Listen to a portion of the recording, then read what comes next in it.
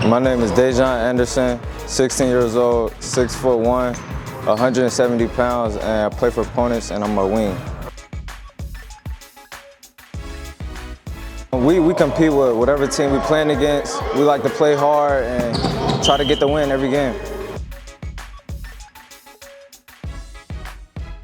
Yeah, actually, my grandfather, Dayjuan Anderson, who passed, his legacy, it's carrying on with me. Like, I wanna get to where he was and succeed and make it to the NBA. Best part of my game is my scoring. I can, my scoring. I can score like off of anything, off the dribble. I create space and get open. I say like a Jason Tatum. Yeah. Tall. He like a tall guard, shifty. He can get his teammates open, all that.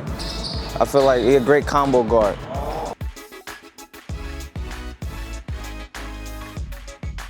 We like to work on our defensive principles first. Like, our main thing when we're playing games is defense. We don't worry about offense. Our offense gonna come. And for me, my goal is to get my teammates involved in the game, like when we're playing, because I can get myself involved, but my teammates, I get them involved too. I see myself as a leader. What I do on the court is I try to play aggressive and get my teams involved and like help them, get confidence inside the game. Dayjuan, so far in my experience with him, he's an awesome kid. First off, he values his education.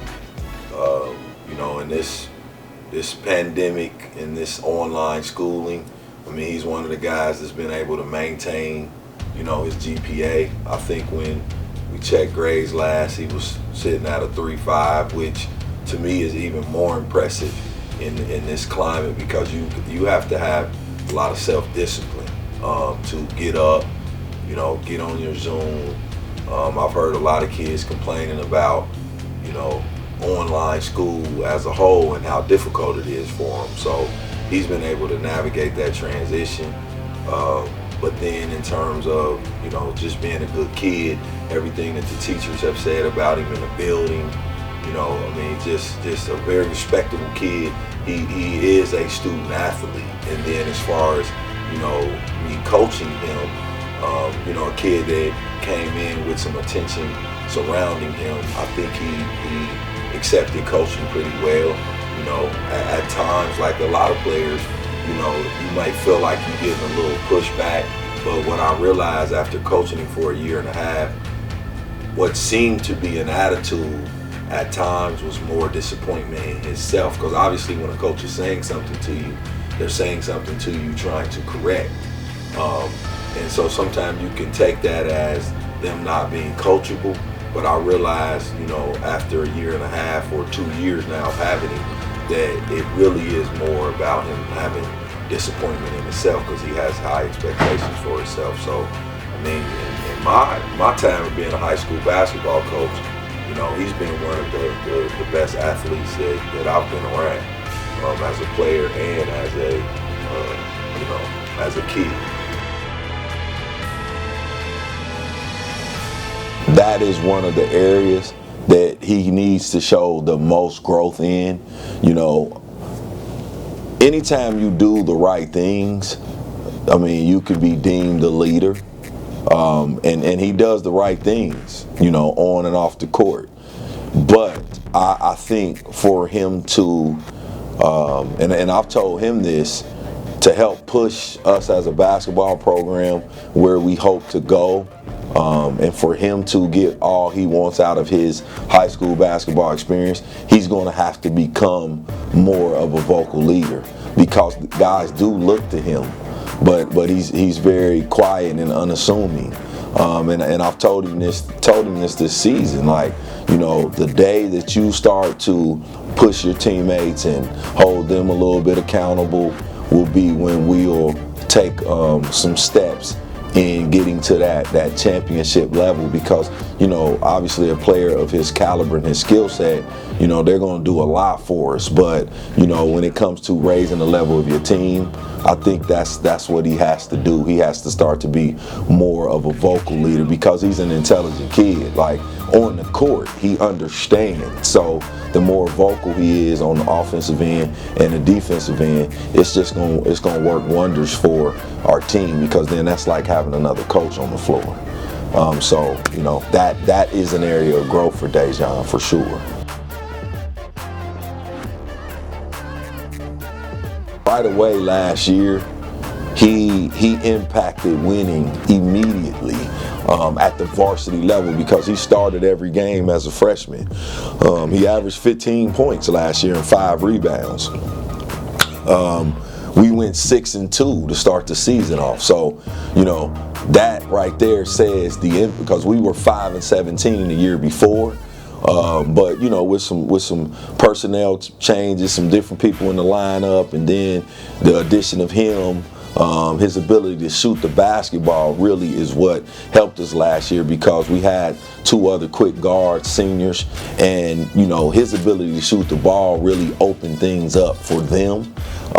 So, you know, that was an immediate impact, not just the shot making, but the fact that you had to honor him out so far. It just opened the floor up. And then, you know, the seniors that he was playing with last year, you know, he hit a lot of jump shots as a result of their dribble penetration and kicking out to him and knocking some shots down. So, you know, it gave us a chance to be competitive in year 2. And then we even went on and won a tournament game last year, and, you know, battled with Alter, who COVID put them out last tournament time. So, you know, immediate impact.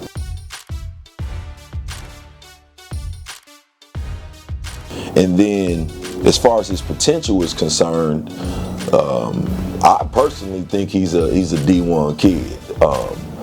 You know, he's not small, and he's a sophomore.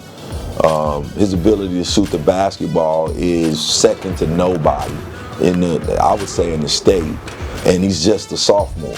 You know, his efficiency with that is going to improve. From last year to this year, his ability to get to the basket improved tremendously, got to the free throw line more.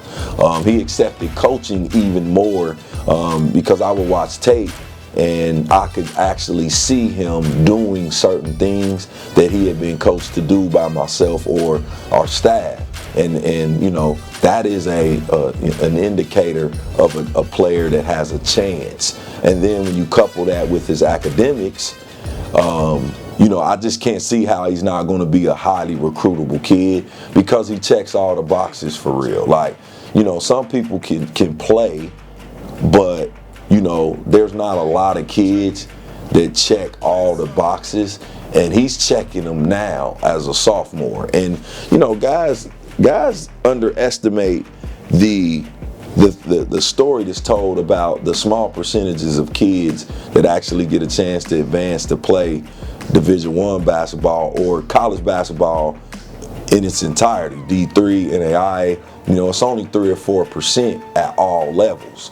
But I would have to say he's definitely in that 3 or 4%, and quite potentially, you know, could be a, you know, high D1 kid, in my opinion. But, you know, he has to keep getting better. Development still yet to be had, but I do see that kind of potential in him. Rotate it, rotate it. Come on, Dale. This is what we got to get better at. These fundamental details.